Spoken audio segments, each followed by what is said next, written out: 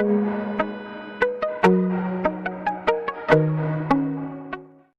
बच्चों, कैसे हैं आप सभी।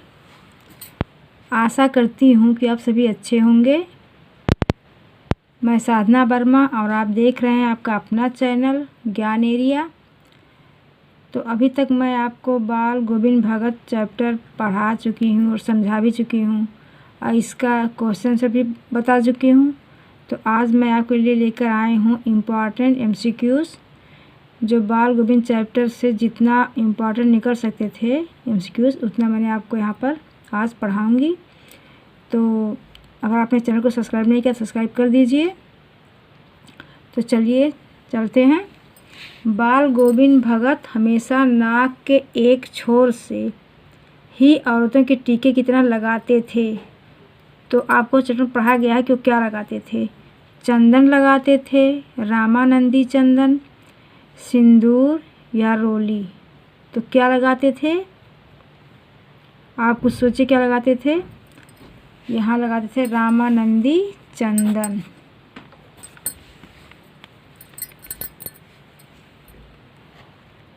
हाँ, तो नेक्स्ट क्वेश्चन है, बाल गोविंद भगत कबीर को मानते थे।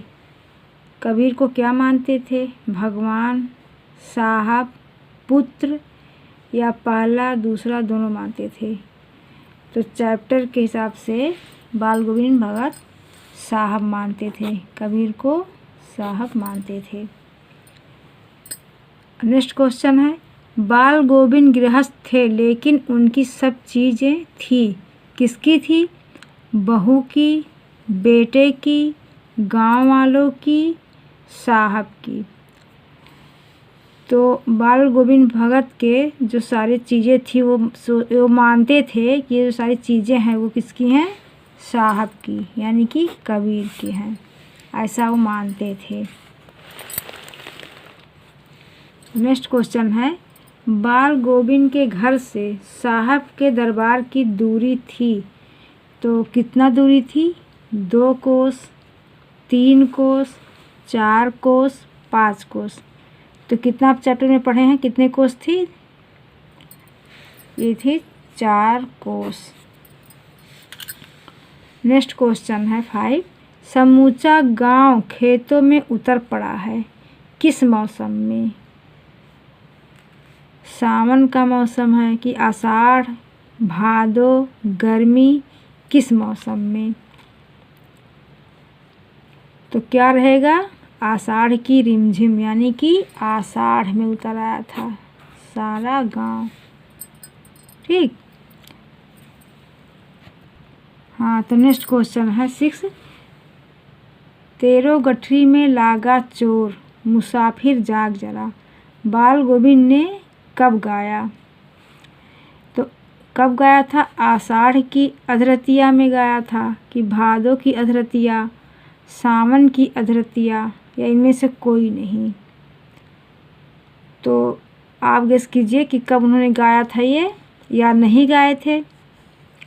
तो गाए थे, कौन सा रहेगा ऑप्शन, सेकंड ऑप्शन रहेगा सही, भादो की अधरतिया में वो ये गाना गा रहे थे लोगों को जगाने के लिए कि जिससे सब जागें और किसी की कोई भी चीज़ें चोरी ना हो पाए, इसलिए वो गाते हैं। तो नेक्स्ट क्वेश्चन है 7, कार्तिक मास में बाल गोविंद भगत भोर में क्या गाते थे।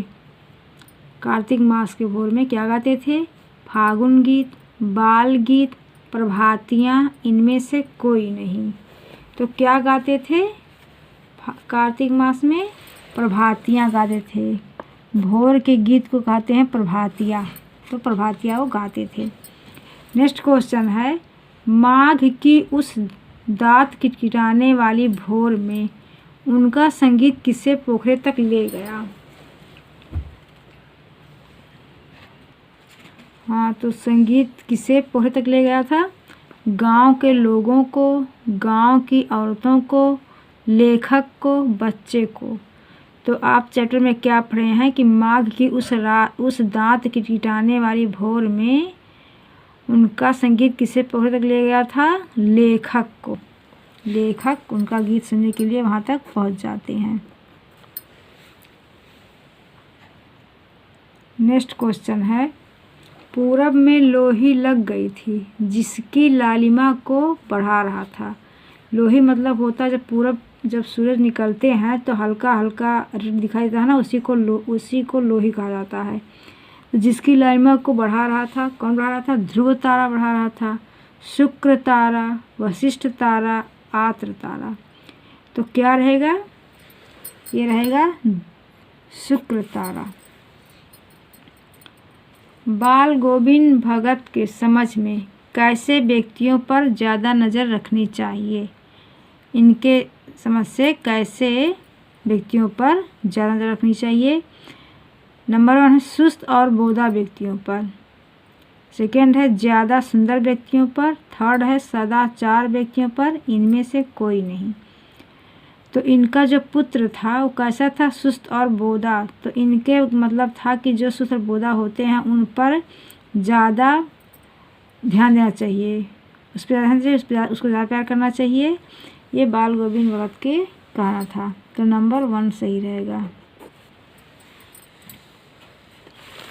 नेक्स्ट क्वेश्चन है, हाँ तो 11 क्वेश्चन है, पुत्र के मरने के बाद भी बाल गोविंद भगत अपने पतोहू को रोने के बजाय उत्सव मनाने को कहते थे।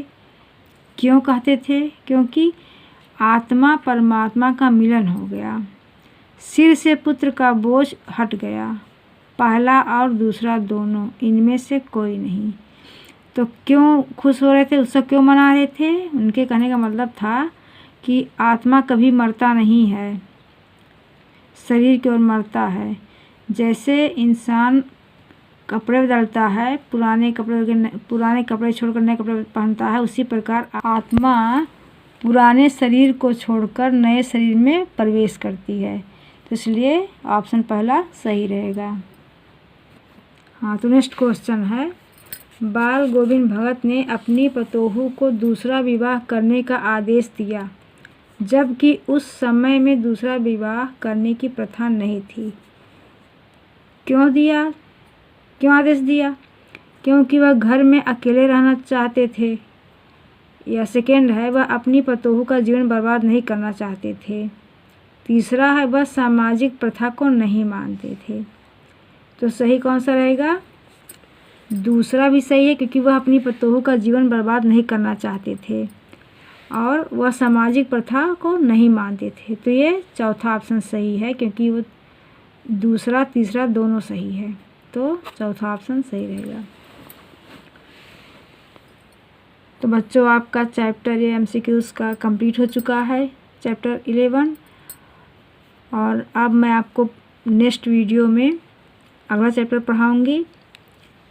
तब तक बच्चों आप लोग पढ़ाई पे ध्यान दीजिए, पढ़ाई करिए। मिलते हैं नेक्स्ट वीडियो में। ओके बाय बच्चों।